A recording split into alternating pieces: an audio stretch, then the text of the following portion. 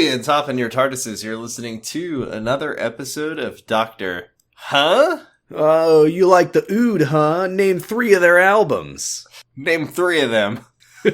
Theta Sigma. No. Fuck. I'm your spaghetti slurper, Jordan. I'm Sam, and I promise never to pull my head and mouth off. That made a big impression, didn't it? How could it not? What kind of freak would I have to be to watch that and just be like, oh, okay. You didn't like... Alright. Ooh. Ooh. Just another episode. Ooh. Oh, well. Oh. Boring. This week, we're watching Series 4, Episode 3, Planet of the Ood, written by Donna's father-in-law, Keith Temple. That's the worst. Father-in-law. Sean Temple was her husband. Yeah, and I'm saying Keith is his dad in this fan fiction I'm creating. Keith Temple is he's a bloodmancer. He was born, his village was destroyed by Orochimaru, and he can control people's blood, and he has 2 swords. It's my original character. Keith Temple with High Priest Tyler. And then it was directed by Graham Harper? Sure. Harper? Graham. This is our first episode with Donna Noble as companion. It's our first episode real. of Series 4! Yay! That's you. Everyone clap. It's our first Donna, with like 100 asterisks after it. She's in it. She's in it for real this time. She's in it more than we've seen of her so far. There she is. Did you like it? I did like it. I like this episode, and it's not the most like eye on Donna episode, but I like her. Well, that you'll have to tune in for episode 7, Eye on Donna, which is where Donna gets eventually. An extra. She gets a big eyeball on. Okay, great. That sounds like a good episode. Mm-hmm. Did you like this episode? Oh, it was fucking trash, and I hated it. Just kidding. It was a good episode. I liked it. You really got me. What an epic troll. A little joke where I make it sound like I hate the episode for a second, and then I tell you I like it. You really went all in on the acting there. Sort of a classic. I had very strong feelings about this episode. I thought it was an absolute trash fire. Not. There's no funnier joke than when you just lie. This episode will go up on April Fool's Day. Just kidding. No, it won't. So we had an arc with the Ood. We saw them all get killed in the Satan pit. What an arc. And then we saw them and they made a cool city, and they told the Doctor prophecies. And we said, how did they get there? This is how they got there. It turns out they were from there. It was their house. Did you? I assumed that it was like the Ood have found a home of their own. No, this is just where they are from. This is their planet. I will say, I actually, when I was watching this, I had a lot of like memories coming back about this episode, just about Ood and snow. Those are the things I remember. But now I've seen it, and now I know that the Ood are from. Is it called the Ood Sphere? I was confused about this. They call the planet the Ood Sphere. Also, I do just want to say, based on what you said, this episode, it could be called a song of Ood and snow. What? Anyway, a song of ice and spaghetti? A song of drinks and this is my fan fiction. It's called Of Drinks and Spaghetti. I drink and I spaghetti things. So we start this episode with slavery commercial. Yeah. They're servants. They're slaves. And they like it. They're slaves. And they're basic. They're basic slave race. It is kind of nuts because, Jordan, I don't know if you know this, we don't watch Doctor Who in order. We don't? I thought we actually use a random number generator from googlespreadsheets.com. We create the order. The ideal order. The order becomes correct when we roll it. But I forgot until just now that Impossible Planet and Satan Pit were season 2 because they were David Tennant. Yeah. Which means that there's an entire season of Martha between that and this. Uh-huh. And it does make me kind of wonder, like, this was a question that I had, is this an apology episode? Or was this the plan for the Ood all along? And I feel like if it was the plan for the Ood all along, maybe this would have been in season 3 or even season 2. If it was in season 2, we would have had a very Ood-centric sort of plate of spaghetti season. That's Also, what they deserve. I have maybe a controversial opinion. I think slavery is good? I think slavery is bad. I think the Ood are kind of cute. I think it's their little eyes that They're really cute. do it for me. Like, it's their little squinty eyes, and then when they blink and it goes, it's cute. I think they're disgusting cute. They are disgusting cute. That's a good way to describe them. Because they're nasty, but they're sweet. They are very sweet, and they have wholesome eyes. It's like and they sing. It's like Steppenwolf. Well, he's disgusting, but he also has very cute eyes. Look, I appreciate and respect my co-hosts on 0 to 0, Val and Giga. I have never thought that Steppenwolf was cute. I have always thought that was an absolutely insane opinion to have. He's not cute, but he's got adorable puppy eyes. I completely disagree. And we see the light leave them as that guy, his head gets stomped into blood. Yeah, anyway, it's an episode of Doctor Who, so we meet a man and we learn that his name is Mr. Bartle, which means that he's gonna die because he has a name. He's a business guy. He's on the Ood planet. Is that why the doctor can't die? Oh shit. Oh. So he's reviewing this upcoming commercial for Ood slaves. I mean servants, I mean slaves. Now only 50 credits, so I guess the business is not doing great, but that's not really relevant to the plot. So then his Ood slave is like, here's your file, master, and then his eyes glow red and he kills the guy with his translator orb, that's what they're called, and says, "Have a nice day, sir," and kills the guy. So R.I.P. Mr. Bartle. It was great getting to know you. Did you see his eyes turned red? He had red eyes. They did turn red. The doctor does infinite improbability drive in this episode. He sets the TARDIS to random mode, which is what I call the 11th Doctor. Am I right? Didn't the 4th Doctor go random at some point? Didn't he say, "I've gone random"? Oh, that was the android invasion. The androids were going random. They were going random. So the Patreon.com/Potting Bros. The doctor is going random. I believe that episode was titled "My Head Doesn't Fall Off." It's a pretty good title. And he takes Donna to a snow cold ice planet. I do think that's funny that he set the TARDIS to random and ended up resolving a previous plot thread. Very much an improbability drive type. It really situation. is. What's the least likely thing that could happen? Resolving a storyline and setting in motion. I have a theory, and I want you to help me. I want you to help me solve it. Okay. Which is, I think maybe the Doctor's presence in this episode would have had no bearing on the events of it. I think he was. I think he was there for things that otherwise would have happened, regardless of him there. Maybe because think about you might be right. We'll keep that in mind as we go. Off the top of my head, I can't say for sure. So and I don't want to sit here thinking about it for 5 minutes. They go outside and it's very cold. The Donna. This is a classic third episode of a series. So Donna has been on some kind of adventure with him, but not gone on a real one. So she's like, "Wow, space, we've been there." And she interrupts him. "Space, we've been there." Space, we've been there. He's talking about how cool it is that you get to go out and you... Yeah, like I said before, we didn't get the most like Doctor and Donna stuff in this episode, but I did like this part where she's like terrified but excited, and she's like, "Oh, you probably can't imagine how I'm feeling since you're always traveling all over the place." And he's like, "No, that's how I always feel, and that's why I keep doing it." And I was like, "Oh, that's cool." So they go outside, then Donna goes back inside to get a big jacket and interrupts. Yeah, a big jacket that this is such a weird thing because they really made it seem like this was a plot important jacket. Did they? Because they kept referencing that when she has the hood on, she can't hear anything.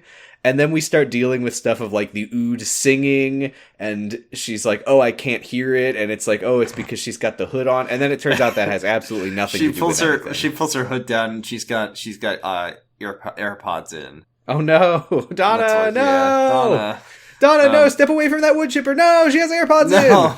Step away from that meta crisis, Donna. Step away from that lottery ticket, Donna. No. Forgot about the lottery ticket. By the way, I'm skipping ahead. I know that in End of Time Part 2, we saw that Martha was alive and somehow Mickey was back. Yeah. And in the next time on, did you watch it? Yes, I did remember this time. In the next time on, at the end of this episode, we see Martha, which, again, I already knew that Martha was alive and well, but I'm really starting to think that no one has ever died on this show. Well, we just saw a guy die on this show. He got his brain zapped. I'm starting to think that no companion has ever died. Bill has died. I haven't seen it, but I know it in my heart. At this rate, I think that I think there's going to be more of Bill when we finally find out Bill's fate. I can't wait for... Oh no, Bill, I cloned you 100 times. Bye. Which one's the real Bill, he says. Doesn't matter. They're all thriving. We know that Bill met with some horrible fate, but what is it? Oh, it's that there was a bunch of her and she didn't know which one was real anymore. But then they like started a business together and it was really successful. The Bill monks have always been here. Amy and Rory have opened up a trattoria in Italy. Didn't we know that Amy became a children's book author at some point? That, I think, was more of an Easter egg than a here's what happened to Amy Pond. That was in The Bells of St. John. I remember. Okay, so now we meet our episode antagonist, Mr. Halpert, Jim Halpert. His name is Mr. Halpin.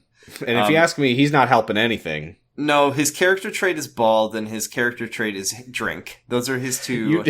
I drink and I hair things. You'd be surprised how much of his character is about him drinking and losing hair. I think it's really funny because he talks about his hair tonic, which is a colorless liquid that he has his slave, give him, doesn't help particularly at all. So you'd think that maybe in the year 4,200 whatever, maybe they'd have a cure for baldness, but I guess not. Well, he keeps saying that his hair is falling out because this job is so stressful, and he's drinking the hair tonic all the time, but his hair is still falling out, or maybe it's just slowing down. I'm just saying it's too stressful. He needs to drink more of it and faster, and then he'll be fine. And by fine, I mean he'll have hair. Why isn't he chugging this? Why isn't he chugging it? Chug it. Go. Why is he he's having one little shot glass, but he keeps asking for it. This is what I'm saying. He takes it like 20 times a day. Just get a big bottle. Just get a big bottle. Bottle. It can't hurt you. You'll like it. You already do. He loves it. They go, we also meet a couple other characters, Dr. Ryder, who is the head of Ood Management, and Solana Mercurio, the head of marketing. I just want to say this right up at the top. I thought that Solana was the best character in the episode because I thought that her actress did a really good job with that, like, she's so, like, friendly and smiley and cheerful, but in the most, like, you hate this lady kind of way. Oh, I hate this lady. But it was very subtly performed, and I really liked it. It wasn't like she was turning to the camera and going like, I'm an awful lady. It was just like very corporate. I do feel like really subtlety is not necessarily the strong suit of the Davies era Doctor Who acting. And that's, I think, why she stood out as good. I like this part where Lord Halpin, the Halpin guy, arrives at the base on what we will learn. Yeah, the planet is called the Ood Sphere. Very creative. And they're like having small talk and pleasantries at him. And he's like, I don't care about any of that. Give me the stats. How many are dead? And it's kind of framed like he's being a bit of a dick, but I think that it's very reasonable to be like, can we just talk about the fact that people keep dying here? You heard it here, folks. Sam finds the CEO of slavery very reasonable. I think he's great. No. Drink. So they go into Bartle's office. Remember Bartle? He died. Solana says that in the complex, in the past quarter, there have been 3 deaths. Everyone thought that they were heart attacks until they got security camera footage of what happened to Bartle, and it turns out that he was zapped to death with a translator ball. Which is surprising because, and I believe they said the same thing in the Satan Pit, which is, I don't understand how the Ood can kill you with their ball. Yeah, this is funny because Halpin says that here, where he's like, it could be used as a weapon, and Ryder's just like, yeah, I guess. Why? It was. We have a video of it. I don't know. You made my brother in Christ. You made the orb. Why did you do? Why did they? Okay. So we find out that this has been like a noted phenomenon where their Ood will get angry and kill you with their orb, and it's called Red Eye. Yeah, I was surprised that they seemed to know about Red Eye, but they didn't think that and that was what was happening. They're like, people alone in rooms with Ood keep dying. I guess it's a heart attack. Anyway, for some reason, the Ood in the room always has Red Eye and is trying to kill people. We find out that the Ood that did the murder at the start of the episode ran away and probably just got shot. Damn. And then he takes his first but not last, or even 10th to last shot of hair tonic. He loves that tonic. Outside in the Ood spear in the snow, we find the Ood that got shot. Donna sees the Ood and is the doctor specifically finds it by following the sound of its singing, which Donna cannot hear because she's wearing a hood. Just kidding, that has nothing to do with it. This fucking sucks, I've been shot. I don't like dying. It's not my favorite thing. This is not my scene. So Donna looks at an Ood and says, "Holy fuck, what is that? It's gross." And then I like this part where Donna sees the Ood and is like, "Oh my god, its face!" And the doctor, who is like, trying to keep this Ood from dying, is like, "I don't have time for this right now, but it's a he, not an it." and then he starts trying to find the Ood's heart with a stethoscope. His famous. He says he doesn't know much about Ood anatomy, which will be very important for later. He's like, He's like, I know how to kill 150 of these things, but I don't know where their heart is. Well, I think that they killed 150 of them by blowing their brains up. It's easy to do. So yeah, the machine is in their bedroom.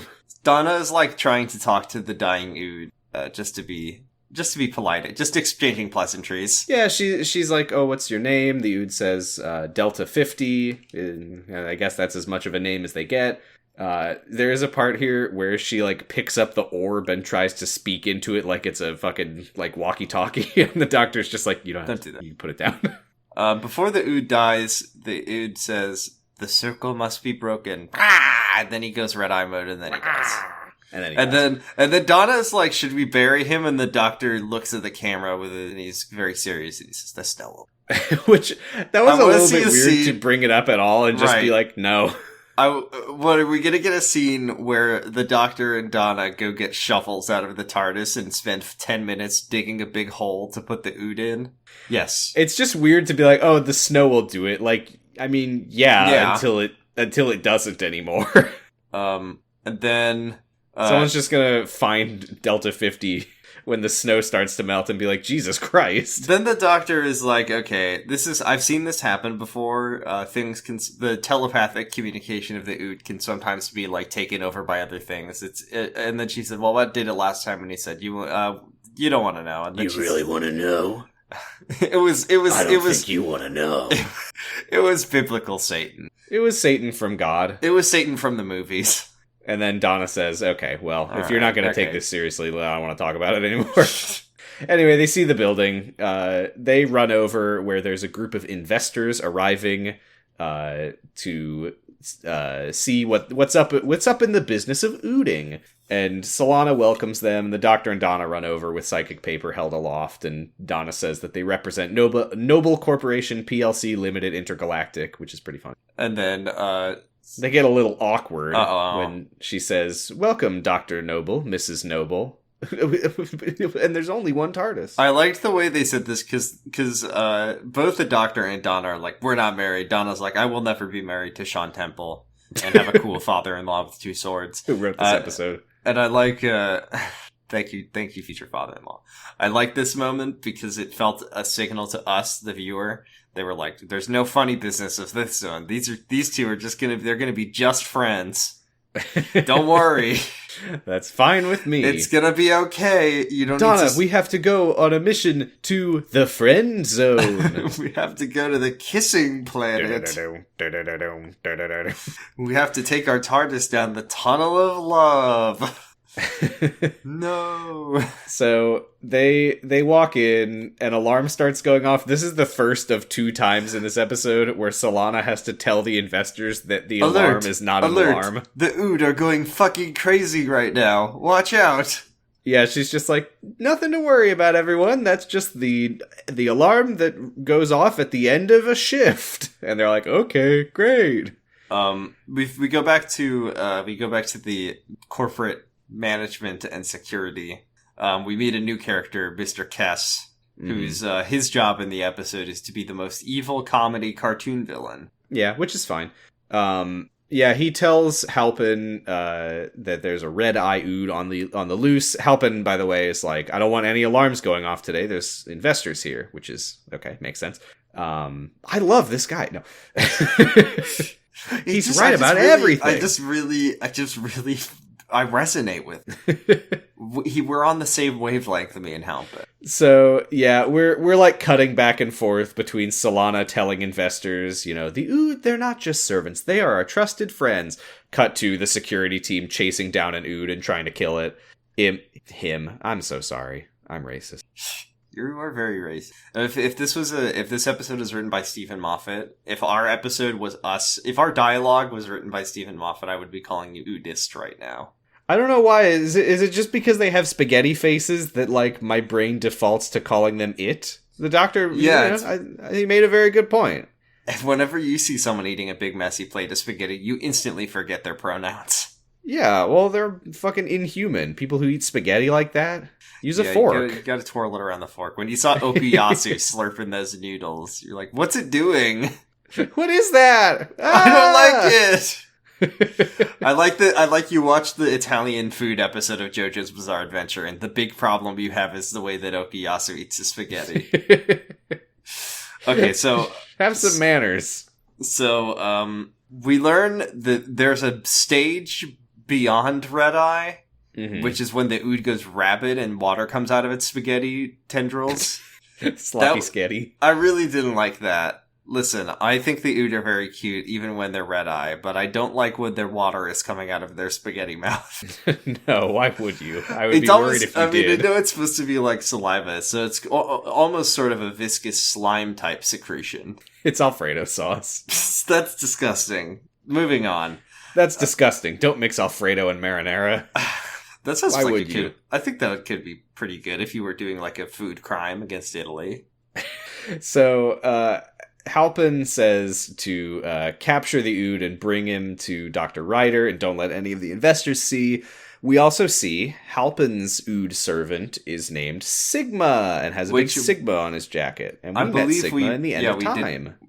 That was when the doctor was like, I've been sucking and fucking all around this beautiful Milky Way. And then he goes to meet Sigma and Sigma's just and Sigma's like, you don't have to tell me, sir. I was there. I was participating. The thing about the Ood that they don't talk about in this episode is those guys are always sucking and fucking. Mm-hmm. That's how they make so many of them. Yeah, I don't want to know what that spaghetti do, though. They just kind of touch spaghettis. There's a funny part here where Halpin turns to Sigma and is like, is my hair starting to grow back? Whatever. Like, you'd know. I want to talk about a joke. Which, look, I mean, I get the joke, which is that the Ood don't have hair, but I don't think that being bald makes it so that you can't see people's hair. I want to talk about this joke that has been living rent free in my head. Okay. So we're back at the investor meeting, and because Ood sales are down, presumably because everyone already has a slave on Earth and in the galaxy. Like, I don't know. It's like Detroit Become Human, where even the brokest bitch has 2 android slaves. This guy living in is absolute desolation with his daughter, and then he's like, I brought home this Ood. Good Lord. Dad, how can we afford that? We can't. But you know what? Good news, everybody. I freed all the monsters. Okay, so in an effort to increase Ood branding, Solana is like, we've got new voice options for the men who are horny for their Ood, a lady voice. And then the Ood is like, yes, master. And then they go over to another Ood and say, and of course, the comedy classic package. And then she goes, you dropped something. Excuse me, Ood, I think you dropped something. And it goes, oh! Okay, alright, hold on. The year is like 4127. 4126. This is like if I got a fucking Amazon Alexa and it told me that joke from the Epic of Gilgamesh. This is a dog was at a bar. I love comedy classic. Greg Turkington's comedy classic. What is this? That's so old. I know it's a joke for the current modern day viewer. I guess what I'm saying is I think that Mr. Temple, and I do respect him and his blood swords, should have come up with like a joke that only people from the year 4100 would get. Oh yeah, 4126 we learn in this scene. Or, when are we? Wait a minute. Well, I mean, what they should have said is that they Simpsons demonstrate the voice, and then one of the investors is like, "Oh, The Simpsons! I love that show. It's still running. Still on." What would the? But you know, it's I've heard people say it's getting good again. In the year 4126, the way that an episode of The Simpsons works is it's like 1 second long, and it just sort of like it just beams like glyphs. This isn't how normal TV works. This is how The Simpsons. This is like evolution over 2,000 years of Simpsons. It's just 1 second of like glyphs on your screen that if you watch The Simpsons, you're able to decipher it and you just get the whole episode right there in that 1 second. Okay. So it's really convenient, and it also saves on like production time. Okay. I don't think I'm quite following this, to be honest. I'm just saying, what would happen to a TV show if it continued running and evolving for 2,000 years? You think The Simpsons is evolving? I heard it's getting good. I think it's running. I've heard it's pretty good now. I hear it's not running, it's soaring. It's thriving just like Amy and Rory. They're doing great. I know what happens to them, and they're doing great. They got hit by birds, and now they're hanging out with Lady Me. Anyway, they got hit by an ostrich, the worst kind of bird. Ooh. Okay, so the doctor like goes and finds a computer terminal, and he's like trying to find out where are they and when are they. He says he's been to this solar system before a long time ago. The planet of Ood Sphere is near the planet Sense Sphere, which I assume is a callback to another episode. He realizes that they're in the year 4126 in the second great and bountiful human empire. And Donna thinks to herself about the state of things in her time. And she says, you know, global warming, the bees disappearing. And the doctor is like, that is pretty strange with the bees. Is that why there's an episode about bees? I thought that episode had a wasp in it. Is it wasp? Oh no, it's the unicorn and the wasp. It was actually an error. The swamp thing and the bees. And she says, Doctor, is it good or bad that humankind is spread out all over the galaxy? And he says, I know, right? He says, I will say this 1,000,000 times. I will say this every fucking time we encounter space humans. So Donna starts talking to one of the Ood and asks, like, are you all slaves? And the Ood says, we are born to serve. If we couldn't serve, we would die. And she says, what were you like before humans?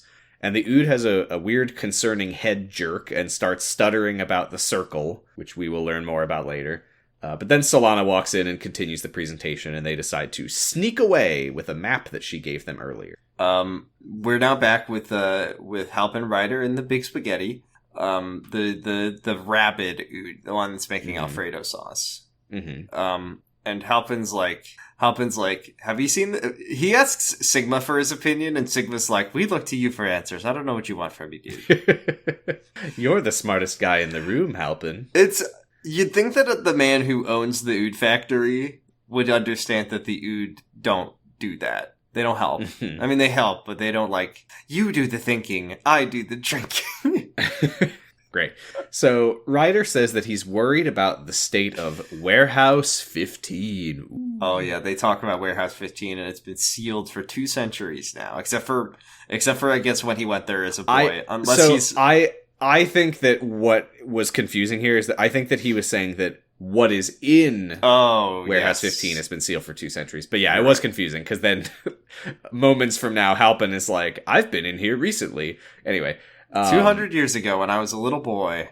So Halpin, this is a pretty, I would say, effectively fucked up moment where Halpin turns to the guards and he's like, all right, well, we need to do a post-mortem on this one. And for a post-mortem, it has to be dead first. So they just shoot it to death. So then we get a scene of the Doctor and Donna walking around the snowy facility, and we see the Ood marching out of their factories, and Kess, the comedy villain, is cracking a whip at them. I really have to like point out that watching this, that it did feel a little fucked up to make like a black man crack a whip at a bunch of slaves. Well, that's just the thing, is in 4126 we've come so far. Yeah. I think that they shouldn't have done that. No, I agree.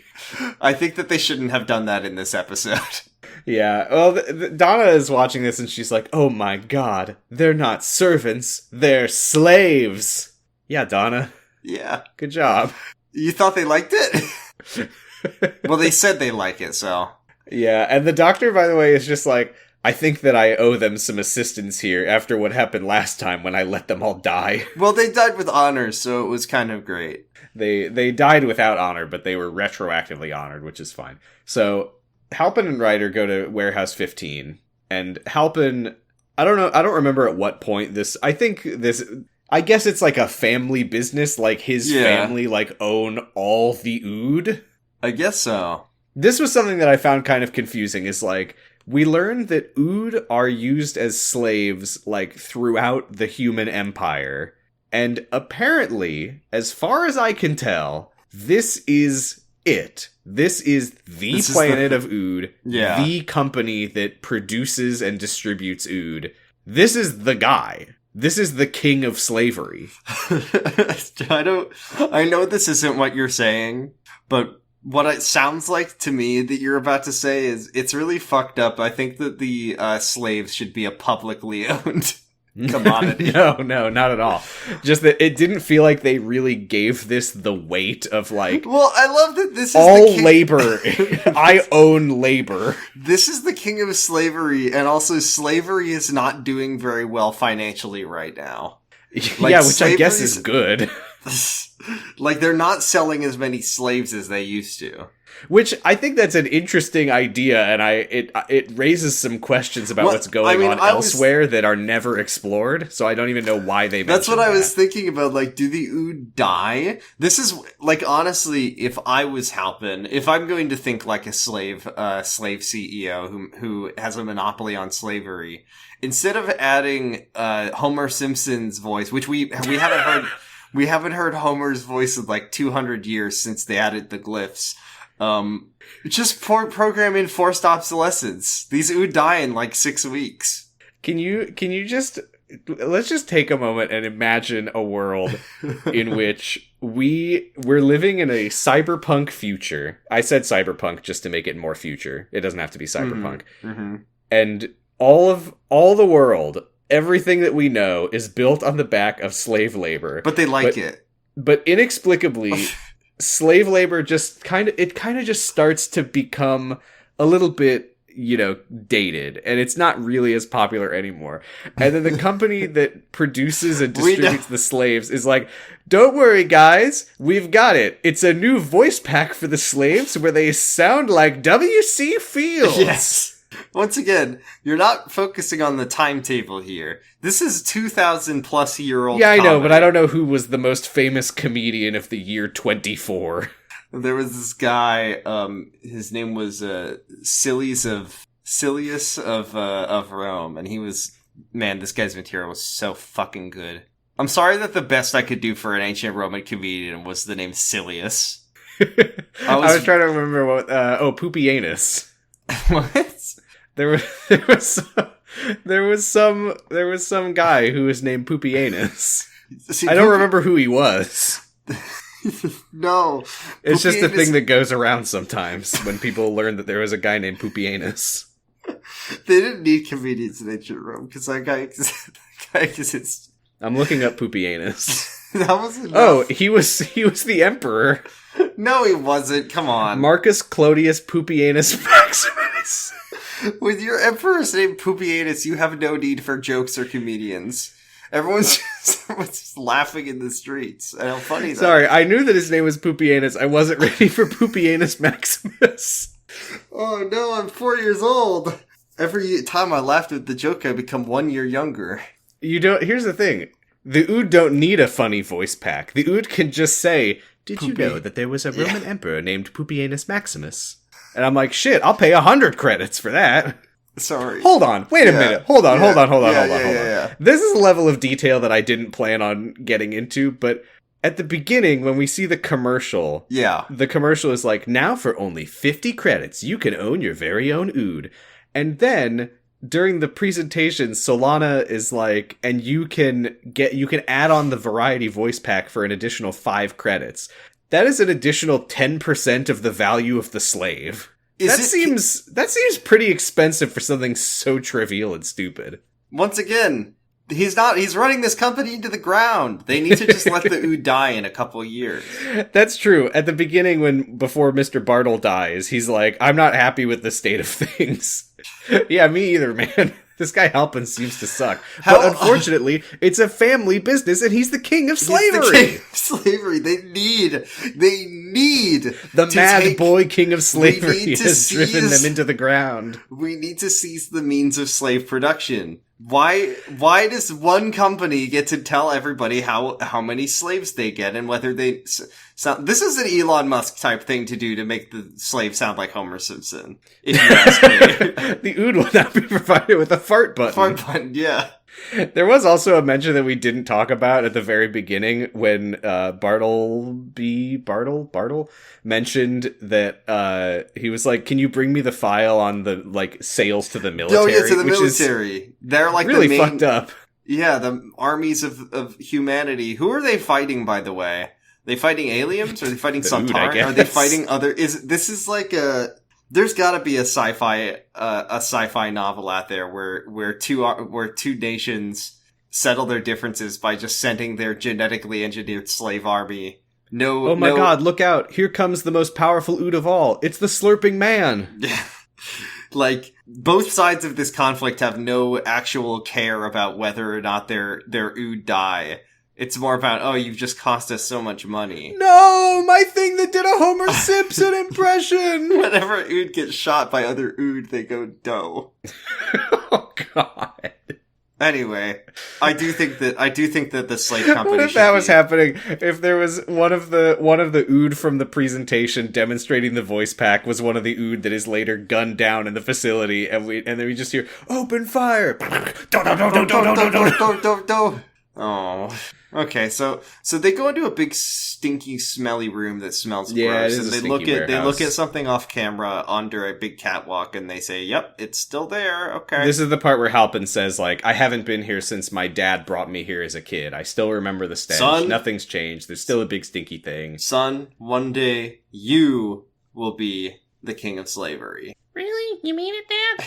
He says, "Sigma, what do you think of it?" And Sigma just says, "No opinion, sir." He says, "Say hello to Daddy." So whatever's in here is something very just fatherly. When we understand what it is, it honestly doesn't make that much sense that he said that, but okay. That's fine. Ryder says, "The barrier is intact, as it has been for the past 200 years. Okay, great. So Solana then, like, radios them and says that the Doctor and Donna failed the security check and they're missing. Noble Industries doesn't exist, which I feel like I'm surprised that, we're in the year 4126 or whatever. I feel like we would have run out of names for companies, so I'm surprised there is no Noble Industries. It's all glyphs. It's all glyphs now, Sam. Everything's glyphs in the future. You don't need... I was listening to an episode of Your Kickstarter Sucks, and they were talking about 2 competing products on Kickstarter called the Gripsner and the Squeg. It's all glyphs in the future, Sam. The future is full of glyphs. So then, for no reason, Halpin dumps some of his hair tonic into the pit. Why and do you whatever's do that? in it goes, "Rah!" Why do you do that? I don't know. Hair. Enjoy. Hair. Get some hair. They leave, but Sigma briefly hangs back to look at whatever's in the pit. I may secretly have an opinion on this. Maybe I was... This was one of my classic Will Bill bowl a hole in one to save the day moments, where the Doctor and Donna are like walking around and he walks past a door that Donna takes notice of, and she like whistles at him really, really loudly, and he's like, "Where'd you learn to whistle like that?" And she's like, "Oh, West Ham matches or whatever." And I was like, "Aha, Donna will save the day with a loud whistle." This is so sad. What have they done to our brains? This is so sad. I'm crying right now. Because it's like, Donna does a thing and you're like, oh wow, Donna can do, she's working class, she likes the football, she's just an ordinary lady. She has this one, she can do whistles because she loves to go to the football games. And Sam's like, when will this come back? When will this be her? It was ace just in the a really hole? weird detail. I was like, I mean, maybe I'm missing like British culture context to know what I'm supposed to take away from her whistling loudly. Bill's like, oh, I love pub bowling. And you're like, when's this gonna come up? You're gonna feel really fucking stupid when Bill bowls a hole in one and saves the universe. And then dies in the process. Yeah, oh well.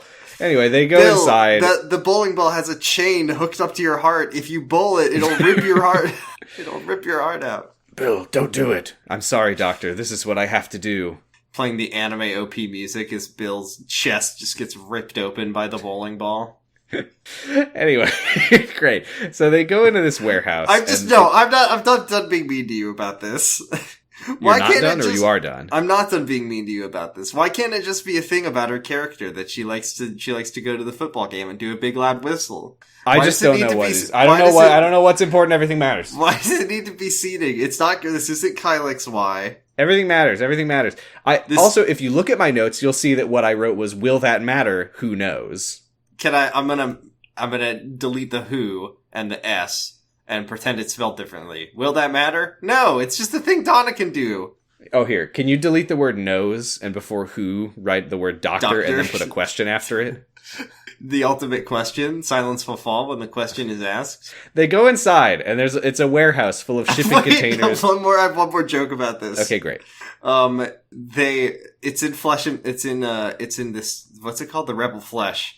They open up a door. And behind the door, you can just see like this window through reality, and you just see Donna whistling very loudly, and you go, I wonder if that'll come up ever again. Is this a reference to the eye patch lady? Yeah, this is the eye patch lady. What if the eye patch? Nice. Yeah, that was all. It's Donna wearing an eye patch because she whistled so hard that her eye popped out. And it happened when she was whistling so loud to signal the doctor to save the universe. They go inside the warehouse and it's shipping containers and they're full of hundreds and hundreds of ood. We get this beautiful PlayStation 2 claw. I love this claw. Oh yeah, that's something I do. You know, I take notice of the wrong things. I see Donna whistling and I'm like, will that matter later? Then I see a giant claw swinging around the warehouse and I'm like, that's not worth making a note of. And we find out the can you believe it? These shipping containers. I don't like the fact that in the year 4000 everything looks like such as it does right exactly now. Where but there's just normal shipping crates and a normal shipping claw, just like you'd see at the warehouse, where it has a big claw and it goes really fast. Oh well. And then we find out the boxes are full of ood. Oh my god, shock. And then the doctor says that the human empire is built on slavery, same as ever. And Donna says, I don't have slaves, which Donna. That's not the point. But then the doctor says, well, who do you think made your clothes? And then she gets pissed off at him. Yeah, she's like, did you bring me here just to take cheap shots at me? The doctor just keeps a human being next to him. And he says, I don't know, did you bring yourself here just to wear cheap shirts from slaves? I do like... And then they high five. I keep calling back to it over and over again, but we're insects to you, no, to me you look like giants. And then he... I mean, I guess David Tennant has been around for a few seasons, but he's like, you're giants, also you have slavery, also you're apes. But then I remembered that was Eckelman who calls them apes. But this is the thing. This is the thing: is he can hate the Empire while loving the people. But he does. He will make sure Donna knows about it. Yeah, which is fair. And she asks one of the ood, like, "We opened the door. Are you not going to try to escape?" And the ood's just like, "Why would I do that?" And she wonders about the translator orbs, you know. Why can they kill people? She doesn't know that, but I'm wondering. You're not born with those orbs, so where do they come from? And the doctor asks if they've heard of the circle, and then all the ood's translator orbs light up at once, and they all say, and they say, why? And the oods say, so that we can sing. And then Kess shows up, the security guy, and sounds the alarm. We cut to Halpin, who's like, God damn it, I said stop setting off the alarm while the investors are here. And then Solana's like, Doctor alert, intruder in the I love this. Solana is like the second alarm of the day, and she's like, oh, don't worry, everyone. Just a standard daily fire drill. It's all going to shit over here. Oh, no. Big problem. Big problem. Big problem. Oh, don't worry. That's just the good times ahead alert. Why did we have that alarm installed that sounds every time our company loses money? Why did we do that? Can we at least shut it off when the investors are here? No, we made it so it can't be shut off. Never be turned off forever. So the doctor and Donna are trying to escape from the security people, but they get separated. Donna gets caught. She gets thrown into a shipping container, and there's a bunch of ood with red eyes. Oh no! And then Kess says something that I think is the most relatable line in the episode.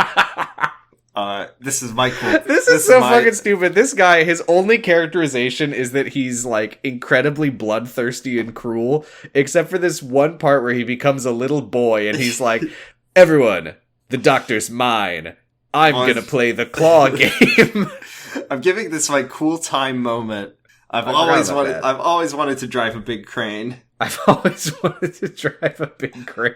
And then we get this scene of Donna, like, oh no, the ood are coming towards me, and then the doctor running around a warehouse as PS2 video game Claw is just like... It's good. I liked it. I thought this was really after him fun. So fast. This is a fast great. Claw. This is a good Claw. This is a strong This is one of my claw. favorite claws yet.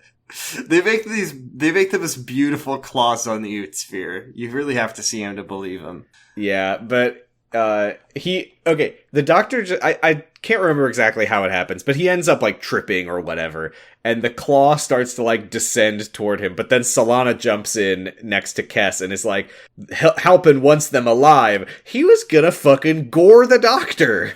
I also really like, he was gonna rip the doctor apart and early Matt Smith strats. He was gonna get a glory kill. I never remember the Doom Marine getting a glory kill with a big industrial claw, but I would have loved to have seen it.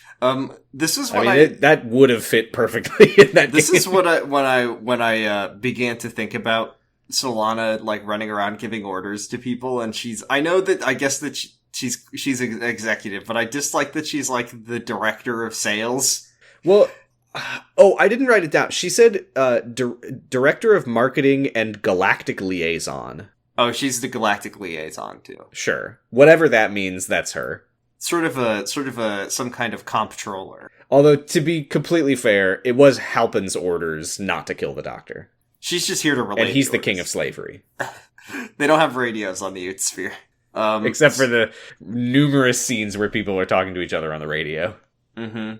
But anyway, the doctor is apprehended by the guards. They let Donna out of the box. Yeah, he says, you better let her out or you'll be in big trouble. Not from me, from her. So that's characterization, I guess, for a Donna that I have yet to see. Donna gets angry. She kills people. Oh, shit. Yeah. That's not red hair. Her head is on fire from how mad she is. Oh, she's Ghost Rider? Did we never mention that Donna has a skull for a head? It's so weird. I forgot to say scratching at the door! I don't know. I've never seen It's from Ghost Rider Spirit of Vengeance. Anyway, listen to 0 to 0 that we did 3 episodes on it for some reason. So then all of the containers open up and Oods start walking around with red eyes, advancing on the guards and zapping them. The doctor escapes alongside Donna and Solana. Hey. All right. We can do an episode about that. We can do a whole episode about that, Jordan. Then we can just stop the episode right here. We've already made our best observation. 2 characters have rhyming names. I don't have to say anything else. Their names rhymed.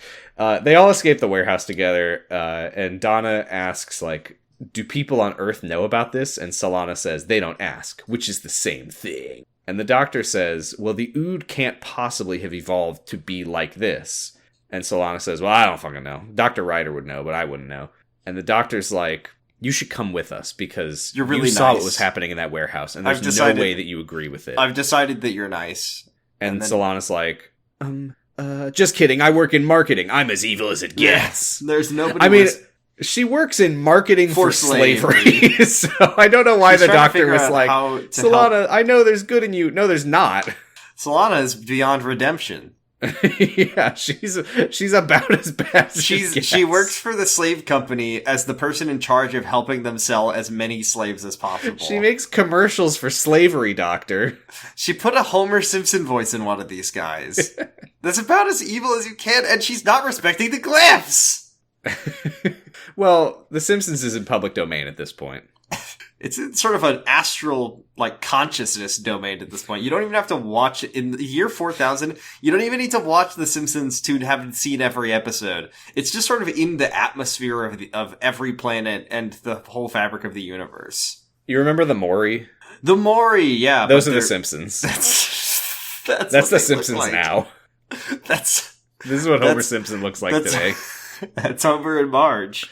It's Marge Simpson. Did you not notice the Maury with the big blue hair? Yeah, it's Marge Simpson. The battle between the space and the Simpsons has been going on for eons. I'm looking forward to the episode, The Unicorn and the Wasp, and also Bumblebee Man. I guess the Ravagers were just people who were trying to get the Simpsons canceled once and for all. Oh, it's me? Yeah.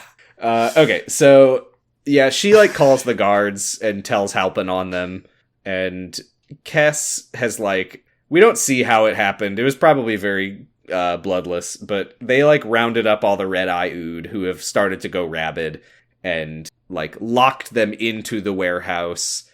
He says the whole batch is contaminated. We see Halpin's hair start to fall out, which looks really cool and good. And Kess says there's 2,000 of them. We'll just have to... it's Halpin who says we'll just have to write them off. That's okay. That's what insurance is for. And he says, fetch the canisters. No survivors. The Doctor and Donna find a new room, and they go in. What is this Again, thing? He followed the sound of the singing. Why did Donna get mad at him for opening a lock with his sonic screwdriver? That was the opposite of what she got mad at him for. She got mad at him for blowing up the locking trapping them in the room. Yes, that's right now. We see a cage full of Ood, and they're all like clutching and hunched over. Yeah, there's like 6 or 7 of them. Yeah. And Donna says that they look different, which I am just going to have to take her word for it. I was trying to figure out what she was talking about, but I didn't see anything. I was assuming it was more like a body language thing. Like they're not that makes stood sense. upright. But yeah, the Doctor says they look different because these are natural-born Ood. And he says, would you like to hear their song of captivity and sadness? And she says, yeah, okay. And then he psychically shares it with her by touching her face. And she starts crying, and she's like, "Actually, I don't want to hear this. Come to think of it, I thought there was going to be a moment here where the Doctor was like, "Oh, I'm sorry, but once you hear it, you can never unhear it," or something like that. Like once. Yeah, but no, she's just like, "Take it away." Can you make me ignorant again? Can you silence the sounds of their agony to me? Yeah. Okay. So, cool. Thank you. We go back outside. Wait, I need to talk about something you missed, which is she's like, so you've been hearing it this whole time? And he's like, always. And I know that's like since he got here, but now I'm just imagining like inside of the Doctor's head, there's a whole like symphony of like the drums and the singing. Yeah, he looked into the whole of the time vortex when he was a child, and he's been hearing the song of the Ood ever since. It's like, oh yeah, also there's the fiddler, the celestial fiddler. I'm always hearing him. And no spoilers. I haven't met the celestial fiddler yet. And the galactic drummer. Stop spoiling it. I'm sorry. Spoilers. Isn't the galactic drummer just President Rassilon tapping on the table? That's a different character. This one's really got a whole kid. Just playing a sick fill. So then we're back with Halpin, marketing director and galactic liaison Solana, and Ryder, the Doctor. But not that one. And they're outside of the room that the Doctor and Donna are currently in. Yeah, they call it the experimentation lab. And Halpin's like, let's get this door open. Solana, you get back to the investors. Make sure they don't see any of the Ood. Back inside, the Doctor opens up the cage and introduces himself and Donna as friends. This is a recurring phrase that we'll hear throughout the episode is, Doctor, Donna, friends. And then They'll say it about 100 times. So we find out... They're like, what are you holding, Mr. Oods? And then they hold out their orb, and it's actually their brain in their hand. It's their hindbrain, and they hold it in their hand, and it's connected with a hose that is flesh. So we learned that the Ood are basically lobotomized. That's not what a lobotomy does, but they're basically lobotomized, and that turns them into emotionless slave people. Yes, they are cutting off the hindbrain and replacing it with the translator orb, which the hindbrain, the Doctor says it's like the human amygdala, it's the center of emotions, etc., etc. So by cutting off their hindbrain and replacing it with the translator orb, you're turning them into essentially like, mindless slaves, as we have seen. And then Donna is like, remember when I met you at the very end of Doomsday? And then at some point, I guess I was like looking for you in some episodes that we haven't seen yet on the podcast. That was a mistake. I want to go home. I thought the world would be cool, but it's not. Can I leave? You put the TARDIS on random mode and took me to the epicenter of all slavery, and I don't like it. I thought that it would be funny random, but it was actually tragic random. I thought we were going to go to the monkey dishwasher planet of Ninja 5. Ninjalon 5. Purpulon 9. Also, I think I was wrong. I think that is what a lobotomy does. My bad. Don't get mad at me. There's different kinds of lobotomies. I think there's one kind of lobotomy. I think that's correct. I think the lobotomy is where they cut the like sort of the center, what's it called? They cut the tissue that connects the two halves of the brain together. Why did they do corpus this? callosum. The corpus callosum. Thank you. Why is that did right? they? Yeah, I think that is right, actually. That's why they call me the brain guy. Brain guessers. No, brain knower. I'm editing your notes. I'm turning no into no, and then I'm putting it back, and I'm writing Doctor Who. Great. Okay, so the guards run in, and the doctor, locks himself and Donna in the cage with the Ood, and he goes, "What are you gonna do, arrest me? You're too late! Ha!" And then we just smash cut to them handcuffed to the wall in an office. And then Halpin's like, you are from the terrorist organization, Friends of the Ood. He says activist, but sure. We heard about the Friends of the Ood, I believe in the Impossible Planet. I think somebody asked Rose, because she was like, "Isn't slavery bad, though?" And they were like, "Oh god, are you one of the Friends of the Ood?" I love that in the future, people just absolutely can't stand these guys. Yeah, I mean, I hate to do this, Jordan, but it is very much a Harry Potter SPEW type situation. Oh, fuck you. Don't bring up Harry Potter on our beautiful podcast. It's the pitfalls of activism. Yeah, is it possible that the Ood like being enslaved? I mean, look at them. They ask them, they say they like it. But hey, you have to hand it to Doctor Who. They didn't try to write a gotcha about slavery. They just wrote about how slavery is bad. They did write an episode about how slavery is bad, and it ends with, and the people who say, "Oh, you're a friend to the Ood," are villains? It's bad when they say that? No. We don't. It's the people who incorrectly believe that slavery is good who think that the Friends of the Ood are bad. They're so ignorant. We just need to educate them, and we need to understand that the Ood like it. No, that's not where this lands. Anyway. So Halpin tells them that before humans found the Ood, they were just stupid animals. And they were walking Donna's around building their civilizations. Yeah, Donna's like, I think he says something like, if they weren't stupid animals, then why did they trust us so readily? Donna and she's like, well, they hold their own brain in their hands. They'd have to trust anyone they meet. And the doctor's like, wow, your perspective. I never would have thought of that. Through your unique perspective. Yeah, he's like, nice one. I do feel like that metaphor would have worked better if the Ood were carrying around their hearts. Yeah. I don't think that that's a saying that they hold their brain in their hand. I guess it's just that they're inherently very vulnerable creatures. Yeah, I suppose so. But yeah, she's like, that's a good thing about them, and you're a piece of shit, fuck you. And he says, well, it doesn't matter anymore because we're about to kill all of them. We're gonna kill all of our slaves. One thing that Dr. Kess has armed a bunch of gas bombs and put on a gas mask. I would probably just go outside, but he wants to see them die because he's horrible. Then I guess the Ood in the cage that still have their brains are maybe the ones that are making the red eyes get red eye mode, I guess. I'm not 100% sure. Something like that. They start singing, and all the red eye Ood in the warehouse stand in a circle and hold hands together. And Solana is like, she's like, okay, everyone, please follow me to a room that doesn't have any Ood in it. And they're like, no, this is great. There's an open bar. I love this guy because one of the Ood gets evil red eyes, scary red eyes, and the guy's like, ooh, nice, different color feature. You could sell this. And then he gets immediately killed by the Ood. Yeah, and the Ood all go red eyes mode. Every single Ood on the facility except for the natural-born Ood in the cage and Sigma start zapping This is like people. when your Xbox back in the day red rings. Is this how you go, I gotta call Ood slavery support, my Ood red-eyed, and now I killed my dad. I don't know if we ever had a red ring of death, but I don't think we called slavery support. We had several red rings of death, and I feel like yeah. And I seem to remember that when you get the red ring of death, you just basically, you said, okay, my Xbox is broken, and then got a new Thanks, one. Microsoft. Yeah. Oh, sorry, you bought one that sucks. Bye. You brought our console didn't work. Oops. Bye. Sorry. Oh well. So yeah, Solana runs outside. It's chaos. The Ood are all attacking the security people and everyone, and the investors are all getting killed. And this is the worst day of my Solana career. orders the guards shoot to kill, and then one of the Ood zaps her and kills her. Bye, Solana. Oh, she was so nice. Apparently, she was the nice one, according to the doctor. So, well, I don't know if he would say that anymore. He thought she might be, but he was wrong.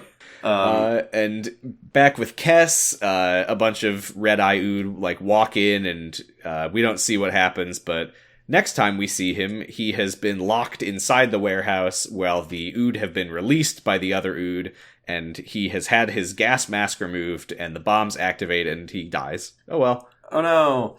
We're back in the locking the doctor up room. I don't know what this room is. It's just some office. It's like an office, and the doctor. It's the office with Jim Halpin. Yeah.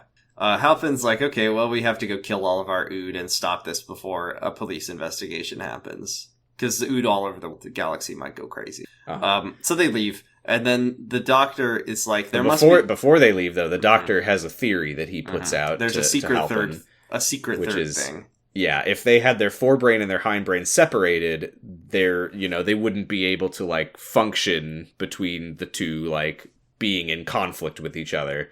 So there has to be a third element somewhere else. And Halpin says, like, "You're very clever, ding. But this third element of yours won't exist for much longer, Doctor. It's the thing in the warehouse."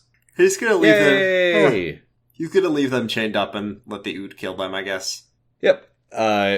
Halpin, this was interesting, I guess. I don't really know what we were supposed to get from this, but Halpin turns to Sigma and is like, "Sigma, you're the only one that's not trying to kill. You've been faithful to the last. Go join your people while you still can. Go get shot with the rest of them." And Sigma's like, "Okay," and just walks away. The doctor is trying to get out of the handcuffs, and there's a little scene about did you ever... Oh, let me guess, you met Harry Houdini, or did you ever meet Harry Houdini? And the doctor's like, well, of course I did. Unfortunately, these handcuffs are a little bit too good. Yeah, I don't know how to get out of these. Some Red-Eye Ood walk into the room with them and start menacingly approaching them, and they're like, "Dr. Donna, friends! Dr. Donna, friends! The circle must be broken!" And then the Ood in the cage hear them telepathically and signal to the Ood telepathically not to harm them, and then their eyes turn unred, and then they say, "Dr. Donna, friends." They're so cute. I love their eyes. It's just like the Ood. They're nice. It's a shame that Stephen Moffat presumably was like, "I hate these guys. They'll never be on my show again." I'm going to weigh in on this right here, right now. Mm-hmm. I hate slavery. Slavery is bad. You heard it here, folks. Yeah. I just want to make sure we're all clear. We're not pro-slavery on this pod. We're very much anti-slavery. So the Ood release them, and they run outside trying to find Warehouse 15, and there's a really great shot. Did you notice this part where they're running around, and there's a big fiery explosion effect on the screen that seemingly just happens for actually no reason? I did really enjoy the fiery explosion effects in this episode. And they go flying, and they land on the ground. And when the explosion clears, we can see that the scenery is completely unaffected. There's a big pile of boxes and barrels that are totally unscathed. It was very Decker 2 Port of Call Hawaii to me. And Sigma finds them, and we then cut to Warehouse 15, and Halpin tells Ryder, this is so fucking stupid, because Halpin is like, Dr. Ryder, this plan that we're about to enact, my grandfather came up with it. And it turns out the plan is blow up the thing in the tank. The thing is, it wouldn't be an Ood episode if the idea of killing all the slaves did not get brought up by a character. So yeah, they just keep a cabinet full of bombs. Mm-hmm. Little video game bombs, like some Just Cause 4 bombs in a little cabinet that stick onto the walls. That's a very specific reference point. Well, there were 5 red sticky bombs that look like this. That's fine. I'm just saying, I don't know that I've ever heard anybody reference that game in any context. Everyone is always talking about Just Cause 4. Was that the one where you, go parasailing or whatever? Yeah, that's Just Cause. Okay. Yeah. So the Doctor and Donna also get to Warehouse 15. Mm-hmm.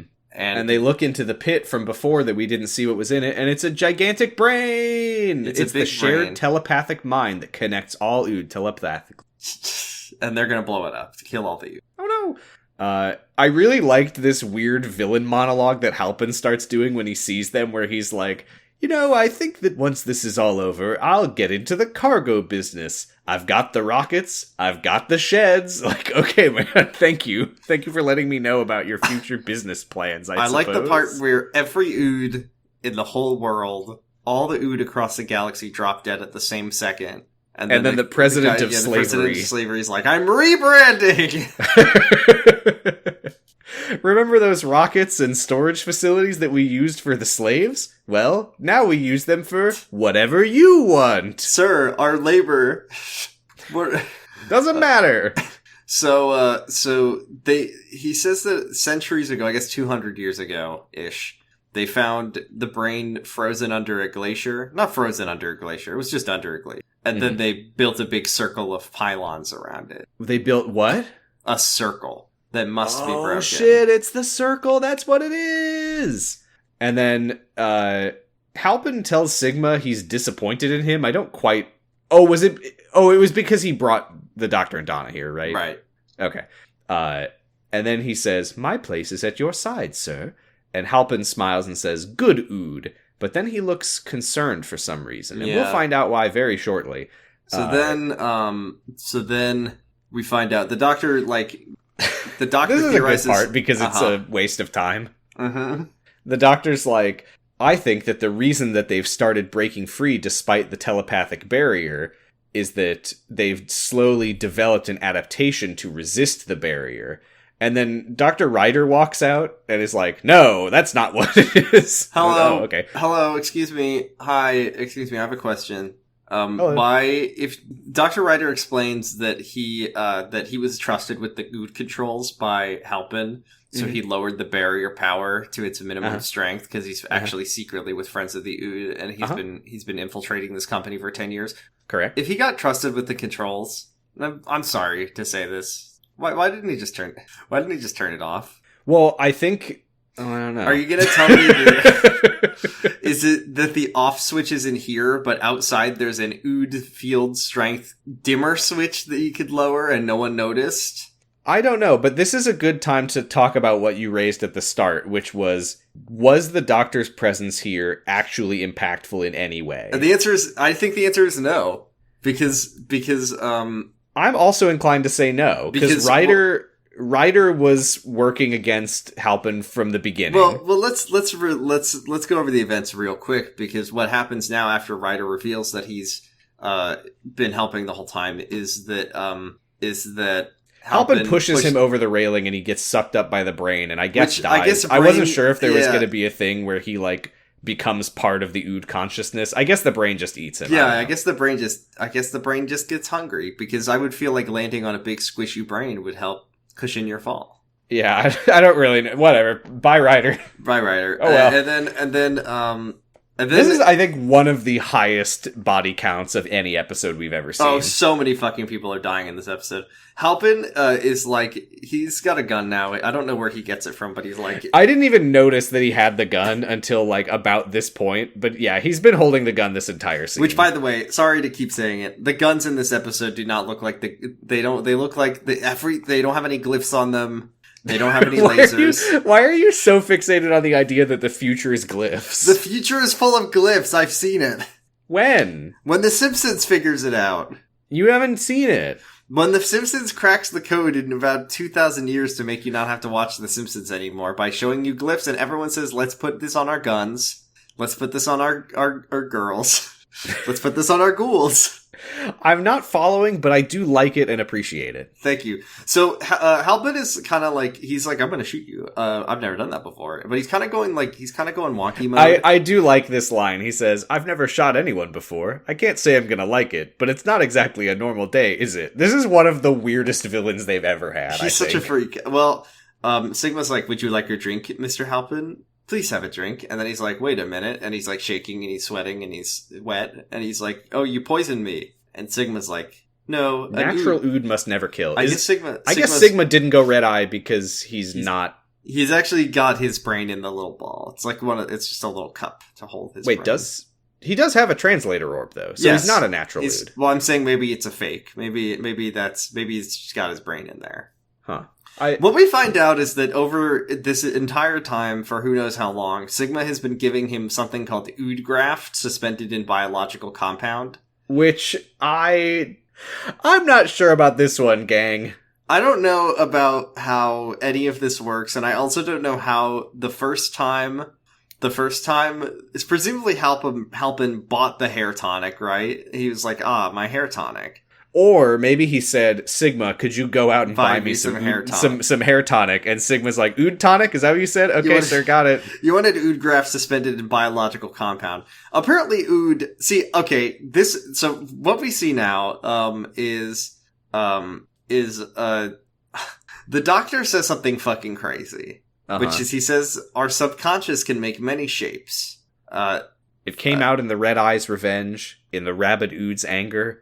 And then there was patience. All that intelligence and mercy focused on Ood Sigma. How's that hair loss, Mr. Halpin? And then Halpin's, puts his head behind his hands, and then his head skin starts sloughing off. And then he opens his mouth and pukes out spaghetti tentacles. And then he gets now he's an Ood. So, for a brief, horrifying moment, I thought the secret was that there is no Ood. They make them. But no, that's just that they can do this to that is just a thing that they can do. They are able to turn you into an ood if they poison you with ood graft for who knows how long. If they just scratch some dandruff into a cup of water and give it to you, for many if they years, do that enough times, you will become an ood. At the most dramatic moments, right before you're about to shoot someone and kill all the ood. I just don't understand this, the shapes of our subconscious, the revenge of the Red Eyes, the anger of the Rabidoods, which, by the way, the Rabidoods also have the Red Eyes. I thought it was whatever. And then also the subconscious of the long-term machinations of Ood Sigma turning his boss into an Ood. Okay, Doctor. I just didn't think that one was a bit of a dud. You should have... It was very... Yeah, should have written it in glyphs. And then, wait, there's more. I forgot about this part, is that Halpin opens his spaghetti mouth and just, hawks out his hindbrain. Oh, yeah! That was good. I liked that. And, Sigma is like, do not worry, Doctor. We will take care of him. He is one of us now. And Donna is like, I don't know what's going on anymore. Can I go? Can I go home? And then the doctor's like, yeah, wait, one sec. And he unplugs the bombs. Oh, he just remembers the bombs. This is a weird moment, though, because Donna says, I feel like I can't tell what's right and what's wrong anymore. Which, I can understand that. I do get where she's coming from where she's like, they literally took away his humanity, and now he's one of them, and is, part of the hive mind. But also, he was a villain, and now he will be, a nice, peaceful Ood living free. Is that good? That's good. I would become an Ood if given the opportunity. But then the doctor's response is what's so bizarre, which is that he says, in response to I can't tell right from wrong anymore, he says, that's all right, Donna. People who know for certain tend to be like Mr. Halpin. If you know right from wrong, you're going to side on wrong all the time and become the president of slavery. This is when he unplugs the bombs, and then he asks Sigma if he can turn off the brain switch because he wants to be a part of this central historical moment, I guess. And which is so weird because Sigma is like, the honor is all yours, sir. Why? Why? Surely Sigma should do it. Yeah. So this is what I'm saying. Or even Halpin can do it. This is what I'm saying, right? I think the doctor's the last person who should be doing this. It should not be his honor. He didn't do anything. You're right. The doctor showed up on the day that the friend of the Oods planned to have a plant lower the power of the energy field, breaking the Ood out of their psychic containment, and then Halpin turns into an Ood, and they go down to the warehouse, and then Sigma or Ryder switches the thing off and frees all the Ood. I don't think, and this is not me criticizing the episode, for the record. This is me saying, sometimes the doctor doesn't need to be there for stuff to happen. And I think the criticism is not that the doctor didn't contribute. I think the criticism is that we will find that the doctor does not contribute and then gets all the credit. But also what I'm saying is that the Doctor doesn't have to be the central active force in the universe. Sure, I agree. But yeah, then after that happens, they're like, we will sing your name for 1 billion years. And then the Doctor just awkwardly leaves because he's like, well, I don't, I'm gonna go. I don't feel like I really did anything to deserve that. This time. Bye. But yeah, so they disable the barrier. The Ood are all happy and free. They stop attacking people. They all hold hands in celebration of their new freedom and sing a new song of joy and liberty. And then after the fact, the Doctor is like, well, I just got off the phone from the president of the universe. They're sending all of our Ood to the Ood sphere. This is really bonkers because he's like, yeah, their song has broadcast to Ood across the universe. They can all hear it. They are all free and they're coming home. And look, what I'm not saying is that it's bad. That the abolishment of slavery would disrupt the economy. Of course it would, and that's good. What I am saying they would just let them go back to the Ood sphere? It's very surprising that everyone was just like, okay, all right, you can go. Oh, they don't like it anymore? Oh, man. All right. Fine. I guess that's good, but also I was led to believe that the empire was built on the back of slave labor, and now they're just like, oh man, the slaves realize they don't like it. Well, yeah, it was built on the back of quote-unquote ethical slave labor. They wouldn't have done it if they disliked it. Oh, you don't like this anymore? Okay. Go ahead. I just want to make it totally clear. I never intended to upset you. I have nothing but respect for you. Get on a rocket and go home. You're free to go. Home, buddy. I love you. And thank you for your service. I'm saluting. And then on his way out, the Ood hits his head and goes, don't! And the joke is that Ood just do that. Nice. Yeah. But they do it with glyphs. I don't get it. You don't get the comedy of that they didn't have to install the voice changer. I'm explaining my own joke. They don't have to... Oh, I'm sorry. You cut out. I'm realizing... You said... Did you say dough? Yeah. Oh, you cut out a little and all I heard... I thought you just went... They go... Oh, I made a funny joke and you didn't get to enjoy it. Damn it. I'm sorry. Everyone else will get to enjoy it. They probably won't enjoy it because you didn't laugh at it. Sorry, and then Sigma. Here, wait, let me edit this in. Yeah. Oh, that was too much laughter. Should be a little. Okay, chuckle. Let me edit this in. A chuckle. Oh, here. Let me just do a few takes. No way, dude. Now what you can do. What you can do now is you can edit all these together to make a laugh track. There, I'll just put that one there. Imagine you listen to your favorite podcast, which is this one. No, imagine listening to any podcast and you listen to it and then the hosts have edited in a laugh track of them laughing. But not. It's that you make a joke and then you hear like 50 of me laughing all at once. It's the worst thing. But I'm doing weird laughs. Yeah. I'm going.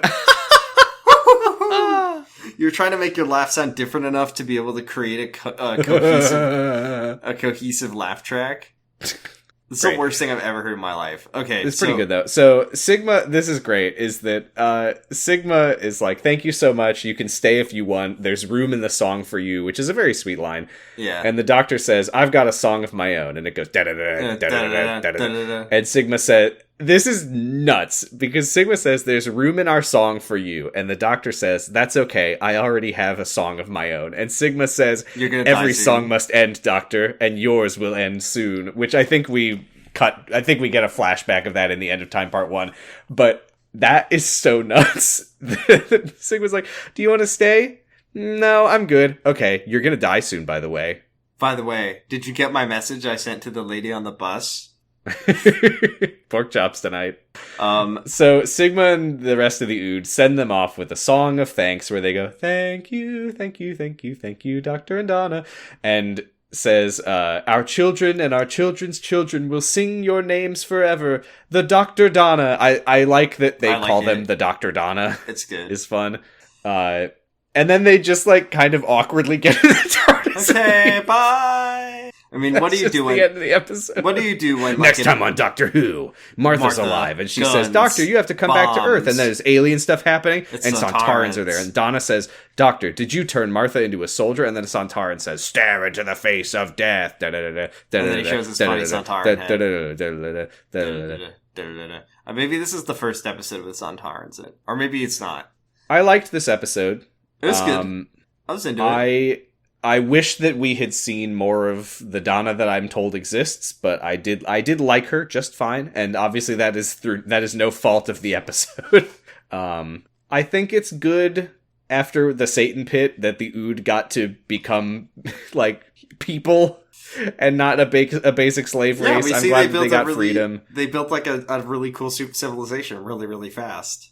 I still can't tell if this was an apology for the first episode with the Ood or if this was the plan the whole time. But I'd say this is a B-. I was going to say B- too. I was going to say B after I watched it, but I wasn't sure. I'm not surprised that it dropped down to a B-. I was a little iffy on it in the first place. It's a good, but a B- is still good.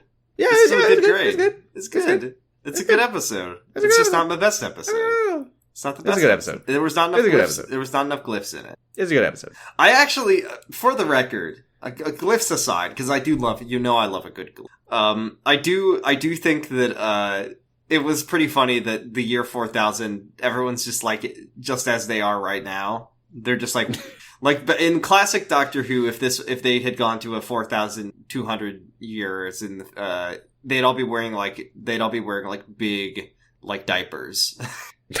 Oh, okay.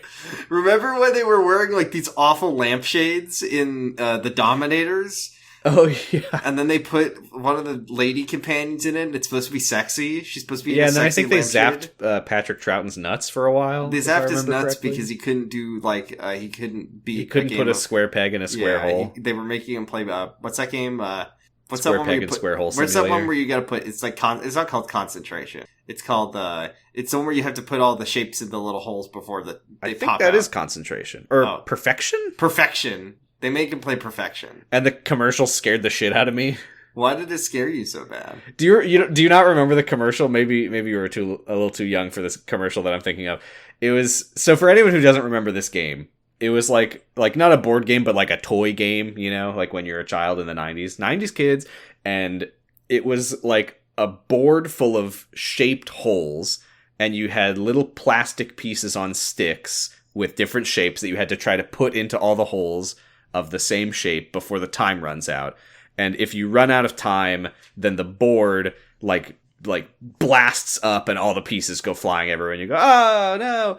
The commercial was a guy, if I remember correctly, he was wearing like a blue blazer with a yellow t-shirt underneath, which was the colors of the game. This is how much it was seared in my memory. And he was like, you gotta put the pieces in the holes in time, but take too long. And then he like leans back and with like a CGI effect, giant shapes like explode out of his chest and he goes like, ah! That's pretty fucked up.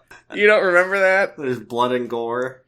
No, I mean, they would just then, like, retract into his chest again, and he'd be like, you lose, or That's whatever. terrible. It freaked me the hell out. I think this is one of those 90s kids things. I think a lot of people were freaked out by the commercial. Yeah. Anyway. Do we have to do this now? Oh, yeah, we got companion awards. I don't feel like anyone really got... Yeah, this episode failed the Yaz test and the Doctor test. Yeah, I mean, that's fine. The Doctor didn't do anything. The Doctor didn't really do anything. Let's see, did anyone die epically in a funny way? Not really. Not in a funny way, no. Getting eaten by a big brain is kind of funny, but he died from it. We didn't mention, by the way, there was a part when the Ood were rampaging and killing people, there was a part where there was an Ood, like, fully chomping a guy's face. Yeah. That only happened once, which is, it's weird if you only have one of them do it. Like, the other Ood are looking over at him like, whoa. No companions did any killing. No companions took initiative, really. Donna didn't really take initiative at all. That's okay. Nah. Yeah, no awards this week. Any gold stars? I'm gonna give a gold star to Sigma for the most fucked up and evil plan in the world. We like Sigma. I like Sigma. Sigma balls. No. I'm showing Sigma respect by not saying that. But I'm talking about his translation orb. What are you thinking? That would be Sigma's ball. Yeah, that's what I said. Sigma's ball. You said Sigma balls. I said Sigma's ball. Sigma's Here, balls. I'm going to edit this in. Sigma's ball. That'd be a pretty funny episode title, by the way. Okay. And then, Sam, are you going to make us do this fun new segment? I forgot about this, and I didn't make any sort of mental note of how David Tennant sounds. I don't remember how he talks. Well, we have to introduce the segment. You have the name for it. This is your horrible idea. Well, it was your idea, and then I expanded on it. Oh. This is which one was I going to go 10 with? out of I think Tenant? this is 10 out of Tenant. That's pretty good. Do we have a... Which is better, 10 out of Tenant or Tenant out of 10? I think I like 10 out of 10. It has a more flow to it. Okay, Yeah. this is where we have to do our best impression of the Doctor that week. I hate this segment so much, it's not very fun to do. Yeah, except I completely forgot to, like, observe his voice. Well, I've opened up our Tumblr to find our... We haven't asked this week, but... We haven't asked on our co-host as well. I've got an ad, so can you, Sam, in David Tennant voice, please say the phrase, stunning new camper vans? Oh my god. This is gonna be horrible, because I literally, I don't know what he sounds like. I've seen like 20 episodes of him, and I don't remember his voice at all. He's Stunning British. new camper vans? Stunning new camper vans, please. Alright, look, everyone, you're gonna hear this come out of my mouth at the same time as me. I don't know what this is about to be, alright? I'm just gonna do something and see what happens. This is your choice. Stunning new camper vans! Oh, hello! It's me, David Tennant! I think I was kind of trying to channel when he went like, what? Hi, it's me, Taco, from the Adventure Zone. Remember that one? Well, look, this is the baseline. It gets better every week. Oh, yeah, this is like when I tried to do Peter Capaldi voice. Mm-hmm. Okay, well, let me get warmed up, because he goes, Donna! Donna! Donna! He does that thing with Donna! Donna! He's a Pokemon. He's a Monty Python character. Donna! Donna! Stunning new camper vans! I think that is better than mine. You have to sort of raise your upper lip. Kind of show the top of your teeth. Stunning new camper vans. What the fuck was that? I raised my upper lip. Stunning You told me new- to. Stunning I learned new it from camper watching vans. you. Stunning new camper vans. Oh no, it's Gruntilda. I always thought it was weird that David Tennant just sounds like that in his episodes. Okay. Yeah, thank God for the subtitles. So we've got to ask on our Tumblr, and we apparently also have an ask on our co-host, but I have access to one. And I hate to break this open again, but actually, just kidding, I love it. This is from Tumblr user Egg Paints, who says, read the beagle size versus spider sized, sorry, let me try that again. I'll just say, by the way, there's been a lot of people weighing in on this since our last episode on Discord, and most people are siding with you, and that's fine. I'm okay with that. I brought this to my fucking job and asked my coworkers, and they all agreed that a car-sized spider is way less scary. But okay, I want to read this. We're clearly just imagining the scenario differently, and that's fine. And that's I want to read beautiful. this perspective because it had a thing that I was mad at myself for not talking about on the episode. The beagle size. This is from Egg Paints. Thank you, Egg Paints. Who says, the beagle-sized spider versus car-sized spider debate. I agree that the beagle-sized spider is more acutely scary compared to the car-sized spider. What am I going to do to a spider nearly as big as me? All I can do is hide. If it wants me dead, I'm probably going to die. This is like megafauna. Dog-sized spider? I can probably figure out how to kill it. Maybe I can trap it. But but realistically, this is my problem now. This is what I was saying, Sam. It's your problem. I just fundamentally don't agree with that. I'm the one who has to figure out what to do because a dog-sized spider is just small enough to keep away, corral, kill with means available to me. I can't just run away. It simply would never leave my house. I gotta do something. This Egg Paints understands this argument so much better than this is the words that I was not brave enough to say. But here's the thing that I want to oh wait, this doesn't say it here, but I want to bring it up because this is our forever argument. You're thinking of your own opinion. I feel like this is the end of the question. I feel like the spider size and spider speed are correlated. We have no reason to believe this. This is a biological concept that, as far as I know, well, maybe it does actually. The smaller the guy, the bigger the speed relative to their body size. I don't know. The car-sized spider seems like it'd lumber, take its time, but the beagle-sized spider would skitter and scurry all along at speed commonly found in nightmares. I agree. Also, the beagle-sized spider can hide from you and the car-sized spider cannot. You know where the car-sized spider is, Sam. But if I the see you beagle-sized... and I hear you, and I don't agree with any of this. If the beagle-sized spider gets in your closet, it will be gone for a little while. What's your point? That's scary! Yeah, and I'm more scared of the thing that's gonna fucking crush and eat me. But the beagle-sized spider can also probably kill you. Yeah, but I think that the bigger thing is going to kill me worse. I think the bigger thing is going to kill you better. And also, a beagle-sized spider can hide under your laundry. Well, not the way I do it. The bigger beagle-sized spider can hide in, like, look up at the top corner of your room where the wall meets the ceiling, and imagine you walk into I know what a corner is, thanks. I'm not a fucking idiot. This is corner guessers. And imagine a spider being there that is the size of, like, it's touching all the walls. It's that big.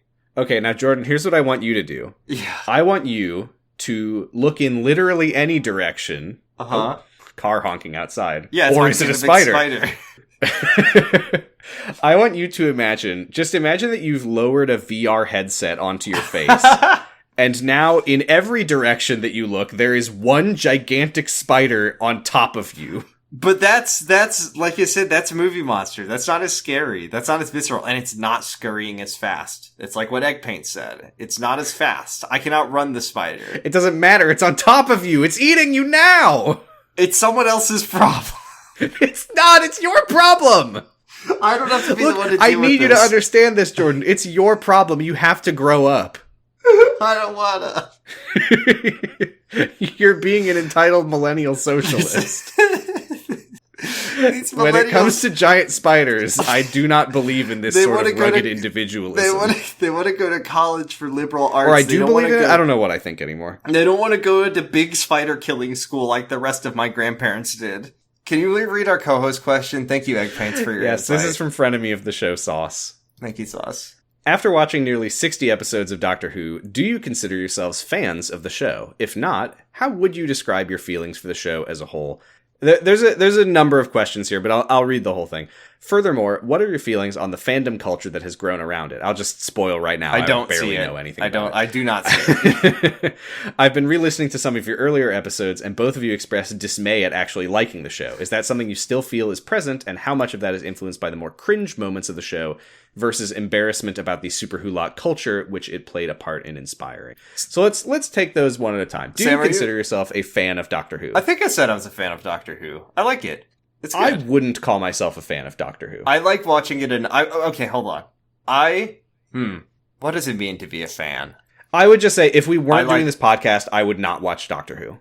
I think if I like it. I think if we I like watching it for the podcast, but I wouldn't watch it if we weren't doing this. I think if we stopped watching this, I would still probably keep watching it until it got bad. I mean, I would start watching the new season, and if it was really bad, I would probably stop watching it. But if we stopped doing the podcast today, now there's an idea. No, just kidding. If we stopped doing the podcast today, I would certainly not watch any more Doctor Who, possibly ever, and I definitely wouldn't watch any of the new stuff.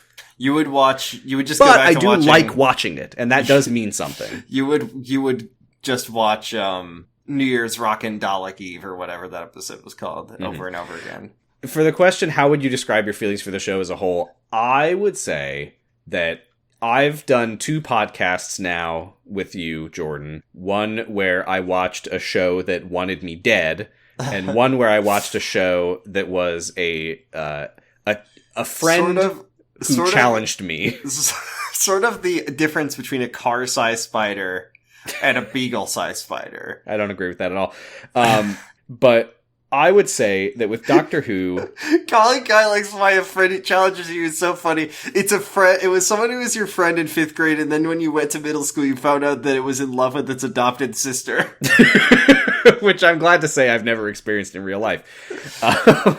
But yeah, I think that I do like watching Doctor Who. I've done a number of podcasts. As far as I would say, my favorite thing to watch when I say it's time for me to watch thing for probably podcast. Kingdom Hearts, right? My favorite thing is Kingdom Hearts. I'm always excited to watch. Because you are a fan of Kingdom Hearts. I would put Doctor Who in second place. I would put it above Kyle XY in terms of how much I look forward to watching for sure, for me as well, because I don't need to see my friend from 5th grade become a weirdo. I have no opinion on the fandom culture because I don't really know much of anything about it. Whenever I get glimpses of it, I just flash back to being in like high school, and I was not a Doctor Who fandom kid, but I was a Doctor Who fan as a kid. But I do not see Super Who-Lock. I do not see it. I don't observe it. I don't understand it. I do want to talk about our feelings at the beginning of the podcast. Because I think that was true. I think that we were like, oh no, is this good? We were like, oh no, is this good? I think we did probably come into it like, oh, we're gonna shit on Doctor Who every week and make fun of it and how stupid and cringe it is. My like thought about this show when I started when I came up with the idea for it was that Doctor Who is a show where it's got like 90% bad episodes and 10% really, really, really good episodes. And now I'm realizing that it's more like it's got like 50% okay episodes. I don't want to have to do math here. Yeah, when all the dust has settled, I'll look back over our spreadsheets and see what the average grade was. But I feel like by and large, we do tend to more or less like this show. I think most episodes are enjoyable, if a little, if even there if they're are not points good, to criticize. even if they're not good. And then sometimes the episodes are really good, and sometimes the episodes are really, really, really bad. And I think what I love about that is you never can predict which know. Ones are going to be really bad. It's so hard to tell. Like let me look through some of our lowest grades. I can tell you what they are: The Doctor and the Wit of the Wardrobe. Tooth and Claw. Tooth and Claw sucked shit. It was terrible. That's just it. I wouldn't have guessed though that would be a shit episode. Kill the Moon. What are our other? What was the Iceman? Cometh? The Snowman. The Snowman. Robot of Sherwood. We thought incorrectly, and then it turned out that we both really like it. I don't agree with that, but okay, I haven't rewatched. We actually don't have that many really low graded episodes. Usually episodes. Once Upon a Time. That one I actually went back and rewatched it. Yeah, you upgraded that to a C-. Oh yeah, I think I'd upgraded to a C. Really? I can change that right now while I'm looking at it. No, it's fine. With no qualifying information. Sam, while we got the spreadsheet open, which doctor? Oh, now there's an idea. Which doctor? Did we finish answering that question? I think we did. I think we addressed everything. Yeah, I thought it was going to be like a dumb cringe show, but there's definitely more to it, and there's good stuff about it that I didn't expect to be there. Anyway. Which doctor? Which doctor, you say? Well, I've really been working on my Jodie impression. Yeah? No. Do you want to show us? Do you want to give us a sneak peek? No, I was lying. I could do. I just saw Jodie making French. I haven't watched that yet. She was making French patisserie on Celebrity Bake Off. Sorry, Celebrity I interrupted Bake Off. And yeah, I could do it with Jodie. They would not leave her alone about her playing Doctor Who, which I think is the fate that you suffer whenever you play Doctor Who. Man, 7.26% chance of ever seeing Eccleston again. And a 0.81% chance. This is amazing. The more episodes come out, this is a really funny thing where percentages will shift slightly. We'll have a slightly less chance of seeing Eccleston and a slightly more chance of seeing Gatwa every week when new episodes come out. But like not that much, but also not that much. But also by some. How many haven't we seen? There's only one. Oh, I don't have. I meant of the entire show. Yeah. I don't have that stat on hand. You need to have how many episodes left counter. Yeah, I thought I did, but apparently I don't. When was the last time we saw? Did we see Matt Smith recently? I think we saw did. Matt Smith recently. We saw him in. In Hyde. Hyde was the last time we saw him. That one was pretty good. It had the funny monster, the crooked man. We haven't seen Jodie since Village of the Angels. I'm ready for a Jodie, and I'm also ready for an Flux? Eccleston. You're ready for? We're gonna do. I want to do Flux's Gambit. I'd like just a regular Jodie episode, please. There's no such thing as regular Jodie episodes. They're all the biggest. With Jodie? Biggest, no way. They're all the biggest episodes you've ever seen in your life. All right, what do you want? Jodie. We're both on the Jodie train. Let's go. Oh. Okay. Yay! We get to see a thin lady. This is the Skin Series Lady 1, Episode 2, The End of the World, where there's a lady who's like a millimeter thin.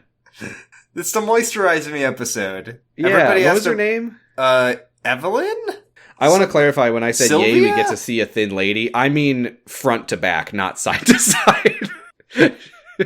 She's quite wide, but very thin. Oh, I remember her name by looking it up. It's Cassandra. Cassandra, the paper thin skin lady. The skin lady. Fantastic. That's cool. I'm excited. I remember her. I remember almost nothing about that episode, but I do remember her. I remember where they go, and I'll tell you that for a first adventure with Rose, it is fucking crazy. Okay, good. That's exciting. I'm really looking forward to that. Yeah. You see, at the end of the day, I like watching this show. See, it's fun. Yeah. Well, all right. That's a real boost. yeah. I gotta work on my Eccleston voice. Do we have a name for that segment? I don't remember. No. Okay, great. It's called Kill Yourself, a Christopher Eccleston impression. Is that what we said? I think we might have actually said that. I don't know what we say. I only know that our 13th Doctor one is called Je suis Jodie, because that's so funny. Oh, I said excellent Eccleston. That's pretty good. It's all right. Anyway, oh, we never came up with a Matt Smith one. That's okay. We can do that another time. Oh, you don't think that this is when we should be doing that? No, because then it will have to be on the spot, and I don't do on the spot. Folks, we are on Patreon at patreon.com/pottingbros if you want to support our podcast, which you might, I don't know. $1 gets you a mildly special Discord role, marking you as a friend of the show. You get all of our bonus content. Our scheduling, I think, is easier now, so we might be able to record our second episode on Terminus soon. Woo! I hope. We haven't talked about it until just now, because I forgot. We were out of town, both of us. We actually saw each other in person. That was weird. That was weird. Always weird when that happens. Just kidding. I had a great time. $5 gets you a pretty special Discord role, marking you as a companion of the show. You get a shout out in the podcast. You can send us a message that will read in one of our funny voices or incredible impressions. $10 gets you an incredibly special Discord role, marking you as an honorary member of House Me Sousa, where you get all that stuff. You can listen to the podcast while we record it, and we'll clap for you when we shout you out. Thank you to our $5 and $10 subscribers: Cassidy, Faustian Bargain Bin, Helga K, JCH, Roy, Stephanie Bowling, Stephanie Karen, Violet Magician, and House Me Sousa, Destry Hawk, H. Cade, Sauceworks, and Vertigree. Hey! I love clapping. You want to be the last one alphabetically, because then you get the hey! Yay! Yeah. So change your name to be after Vertigree, and then Vertigree will have to change their name to be after yours. My name is Kyle XX. Hello, my name is Zizix from Kyle XY. Vertigree and Zizix! Anyway, what else, Jordan? We're on co-host at Dr. Huh? I'm on co-host at Positive Stress. You can listen to my other podcasts, 0 to 0. The episodes aren't all out, but we have finished recording our episodes on The Flash. Oh no, it sucked! On Sounds About Light, we have just done our single episode on the short game of Fragmentary Passage, and next time we will be starting Kingdom Hearts 3. Haha, Aqua, I've got to take my shirt off. Haha. It's the one thing I know about that game.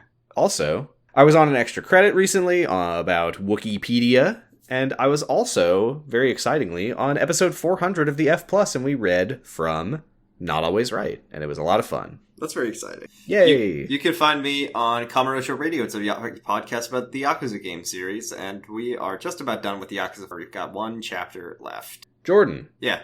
I finished Game's bad. Like a Dragon Gaiden, the Man Who Erased His Name. How did that make you feel? I liked it. It made me excited for what will come next. Yeah. I think it made me feel like maybe these games might finally have good writing. And I say that as a fan. I think Like a Dragon Gaiden is a game that is like, it's a good game, but it's also kind of a bad game, and then you finish it and it's a great game. Oh, I didn't think at any point that it was a bad game. Although I actually, don't let Lauren hear me say that, because she heard me repeatedly yelling, "This game sucks. I hate this game." I think it's a really good game, but I think the story is pretty until the very end of it, when the story is good. And see, that's funny. I liked the story. I hated playing it. Oh, I like playing it. Nobody cares about this, but also I started Infinite Wealth, and it's good so far. Infinite Wealth is so fucking pick back up. But that's a different podcast that I'm not on. You're not on that one. Okay. What if it was called Mica Dragon? Like a microphone. Jordan? Is this thing on? Oh, don't do that. But you weren't fucking saying anything. What if instead of listening to podcasts, you just opened up your computer screen and there was just a bunch of glyphs, and then you could kind of get the whole content in 1 second? All right, I'm gonna have to try to deprogram Jordan before our next episode. Otherwise, we're gonna sit down to watch the end of the world, and Jordan's gonna be like, "Ew, people, gross." Why is there no glyphs? Where are the glyphs? I've invented a much better way to watch TV. Thanks. You love the Satan Pit, though. Very glyph-centric episode. There was a lot of glyphs in that, but they didn't really, give me all the content of the episode in 1 second. Are we done? Yeah. Okay. Thanks for listening. Well, hold on. Wait, we have to say the thing. Sam. You see what happens when we take any amount of time off? Say the thing, so I can go. May your life flow like a river. May your days smell sweet as a rose. May your nights be calm and still as a pond. May you be as lucky as an ace in a game of blackjack. Harkness. And may the doctor light your path through time and slurp spaghetti. With a fork. I can't do it. Imagine I whistled really loudly. May Donna's whistling. May Donna's whistling save the day. Dr. Bye. Dr. Bye.